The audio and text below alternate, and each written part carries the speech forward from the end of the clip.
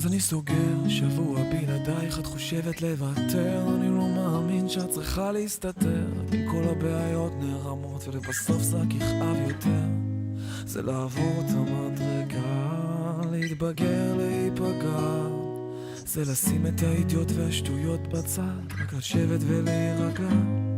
אז אני דורך אקדח ומכוון רחוק, אני מטפטף זהה ואז נושם עמוק, אני מנגב דמעה ואז מתחיל לצחוק כאילו כלום לא קרה.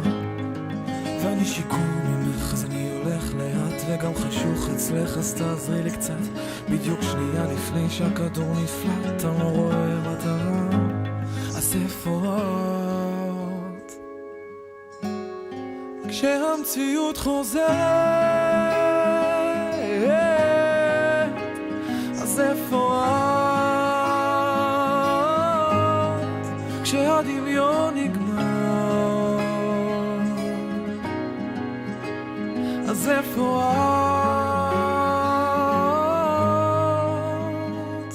אז אני מוכן, אולי נתחיל לשים את הקלפים על השולחן, שברת את הקירות שעליהם אני נשען, אז אם אפול הכאב יהיה הרבה יותר גדול, אז אני קובר את כל הכאבים, את הדמעות על הפסנתר, את כל המכתבים, אני לא רוצה את זה יותר. אז אני עייף מדי בשביל לחשוב עמוק, ואני כבד מדי בשביל לעוף רחוק, אני רוצה כל כך אבל לא יכול לצעוק, כי שקט פה מדי, ואני הולך יחף ברחובות ריקים, ואני נזכר פתאום בזיכרונות מתים, ושעולה מהלילות קשים ועובר מעליי, אז איפה את?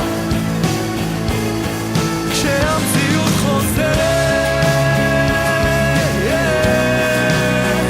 אז איפה את?